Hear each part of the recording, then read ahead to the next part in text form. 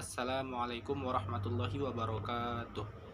Alhamdulillahi rabbil alamin. Wassalatu wassalamu ala asyrafil anbiya'i wal mursalin wa ala alihi wa ashabihi ajma'in, amma ba'du.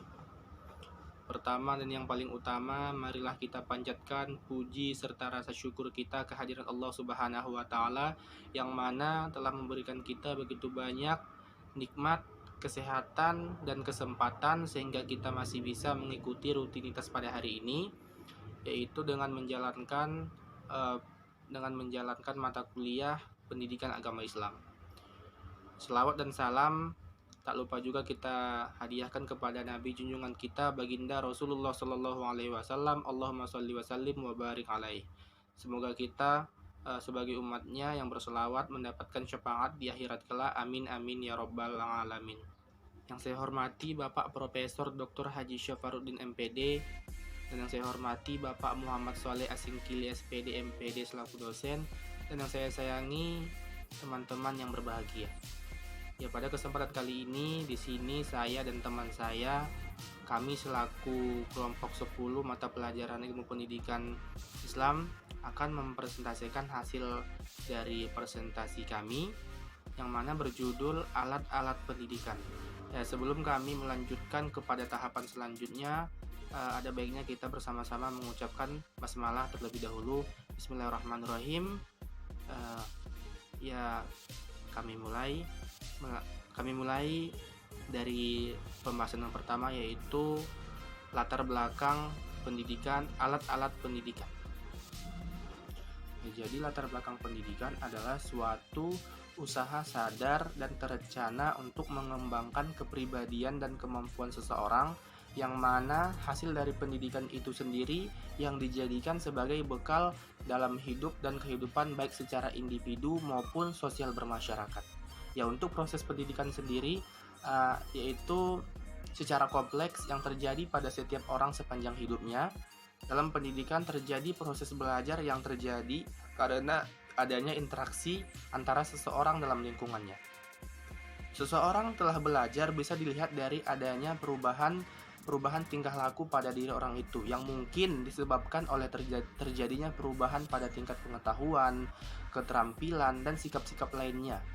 Ya, melakukan interaksi belajar tersebut dipengaruhi oleh lingkungan yang terdiri dari biasanya siswa, guru, kepala sekolah, bahan, dan materi pelajaran yang berupa biasanya buku, modul, majalah, dan yang sejenisnya.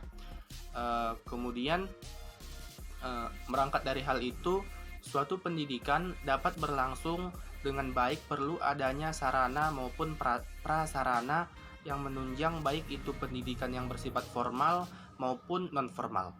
Dalam setiap situasi pendidikan yang tengah berlangsung diperlukan alat-alat pendidikan. Ya, alat-alat pendidikan itu merupakan faktor pendidikan yang sengaja dibuat dan digunakan demi suatu pencapaian yang sukses. Ya, jadi pekerjaan pendidik itu dibagi menjadi dua aspek. Yang pertama aspek isi dan yang kedua aspek bentuk atau corak. Yang pertama pengertian pekerjaan pendidik dalam aspek isi, yaitu segala sesuatu yang mencakup tujuan atau rencana yang akan dicapai oleh si pendidik.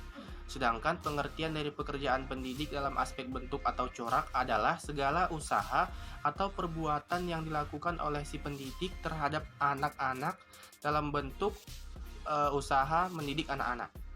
Ya, dari segi aspek isi dikatakan bahwa pekerjaan mendidik itu mencakup tujuan yang akan dicapai oleh si pendidik itu sendiri. Tujuan si pendidik atau yang biasa kita kenal dengan tujuan pendidikan akan dibahas dalam bab tujuan pendidikan. Pengertian pekerjaan pendidik dalam aspek bentuk atau corak ialah mengetahui tingkah laku si pendidik terhadap anak didiknya. Jadi aspek bentuk atau corak ialah mengenai tingkah laku si pendidik terhadap anak didiknya, seperti melarang, memberi anjuran, memberi perintah, menasehati, dan menghukum. Ya, dalam ilmu pendidikan, usaha-usaha atau perbuatan si pendidik yang ditujukan untuk melaksanakan akan tugas mendidik disebut juga alat-alat pendidikan. Ya, sekarang saatnya kita masuk ke dalam pengertian dari alat-alat pendidikan. Ya, pertama alat pendidikan. Alat pendidikan adalah sesuatu yang membantu terlaksananya pendidikan di dalam mencapai tujuannya, baik berupa benda ataupun bukan benda. Ya, jadi alat pendidikan mempunyai pengertian yang sangat luas. Oleh sebab itu, dalam membicarakan alat-alat pendidikan, perlu diadakan yang namanya pembagian-pembagian, sebab ada yang menganggap bahwa alat pendidikan itu adalah suatu tindakan atau perbuatan atau juga situasi yang dengan sengaja diadakan untuk mencapai suatu tujuan pendidikan. Ya, alat-alat pendidikan adalah hal yang tidak saja membuat kondisi-kondisi yang memungkinkan terlaksananya pekerjaan mendidik, tetapi alat pendidikan itu telah mewujudkan diri sebagai perbuatan atau situasi dengan perbuatan dan situasi mana dicita-citakan dengan tegas untuk mencapai tujuan pendidikan. Ya, menurut salah satu ilmuwan yaitu Langbell, alat pendidikan adalah suatu perbuatan ataupun situasi yang dengan sengaja diadakan untuk mencapai suatu tujuan pendidikan. Ya, jadi dengan demikian, alat pendidikan ini adalah tindakan atau perbuatan ataupun situasi yang dengan sengaja diadakan untuk membantu terlaksananya suatu proses pendidikan guna mencapai suatu tujuan pendidikan itu berupa benda ataupun bukan benda. Selanjutnya yaitu yang kedua, pengertian alat-alat pendidikan Islam. Pendidikan Islam merupakan perpaduan antara tiga kata yang memiliki satu makna. Namun sebelum mendefinisikan frase tersebut, ada baiknya terlebih dahulu kita bersama pahami pengertian masing-masing kata dalam frase itu sendiri, baik dari segi bahasa maupun istilah. Ya, secara etimologi, alat diartikan sesuatu barang yang dipakai untuk mencapai suatu maksud. Sedangkan pendidikan adalah usaha sadar dan terencana untuk mewujudkan suasana belajar dan proses pembelajaran agar peserta didik secara aktif mengembangkan potensi dirinya untuk memiliki kekuatan spiritual, keagamaan, pengendalian diri, kepribadian, kecerdasan, akhlak mulia, serta keterampilan yang diperlukan dirinya, masyarakat, bangsa, dan negara. Ya, dengan demikian, alat pendidikan berarti sesuatu barang atau benda yang digunakan untuk mencapai tujuan pendidikan. Sedangkan definisi pendidikan Islam sendiri adalah bimbingan terhadap pertumbuhan rohani dan jasmani menurut ajaran Islam dengan hikmah mengarahkan, mengajarkan, melatih, mengasuh, dan mengawasi berlakunya semua ajaran Islam.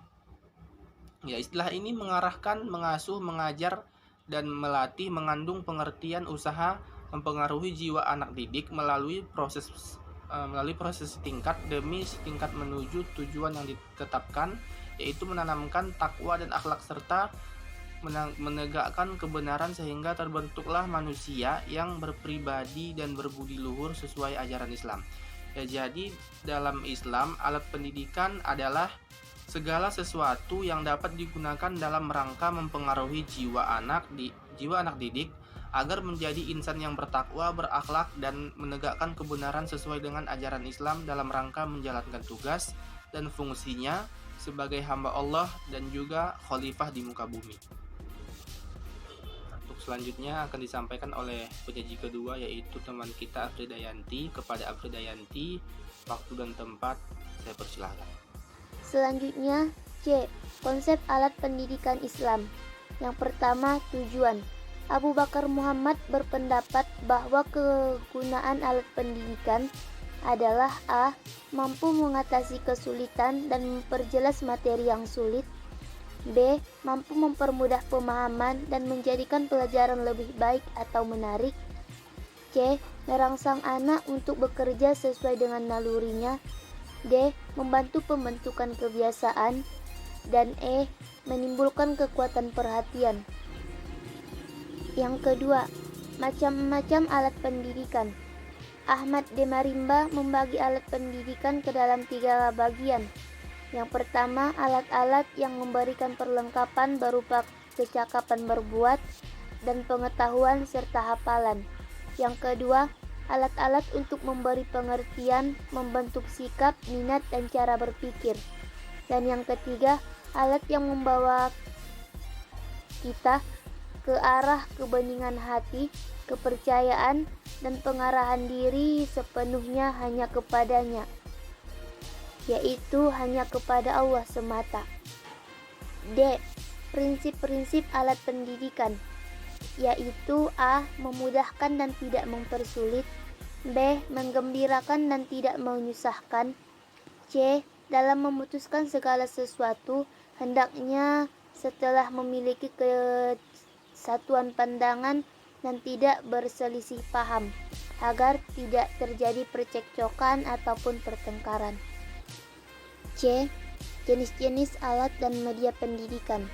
Abdurrahman Al-Nahlawi membagi alat pendidikan menjadi dua macam, yaitu alat-alat material seperti isi pendidikan, metode pendidikan, dan yang kedua alat-alat maknawi seperti gedung sekolah dan perpustakaan. Yang kedua, media pendidikan. Media pendidikan yang pertama taksonomi, yang kedua gambar, yang meliputi media grafis dan media audio. Contoh dari media grafis, sketsa, poster, peta, dan contoh dari media audio yaitu video. Yang ketiga, alat pendidikan bersifat non-material. Yang pertama, tauladan. Pada umumnya, manusia memerlukan figur identifikasi yang dapat membimbing manusia ke arah kebenaran. Untuk memenuhi itu, Allah mengutus Nabi Muhammad menjadi suri tauladan bagi manusia. Yang kedua, perintah atau larangan. Perintah adalah suatu keharusan untuk berbuat melakukan sesuatu. Sedangkan larangan itu merupakan kebiasaan yang dikeluarkan jika anak melakukan sesuatu yang tidak baik, yang dapat membahayakan dirinya sendiri. Contoh, larangan untuk bercakap-cakap dengan suara yang besar. Yang ketiga, ganjaran atau hukuman. Ganjaran adalah sesuatu yang menyenangkan yang dijadikan sebagai hadiah bagi anak yang berprestasi, karena dalam belajar ataupun karena sifatnya. Contohnya, guru mengangguk-anggukkan kepala, tanda seseorang atau seorang anak telah menjawab suatu pertanyaan dengan baik. Sedangkan hukuman adalah sanksi yang diberikan kepada seorang anak dengan tujuan agar ia tidak melakukan kesalahan itu kembali.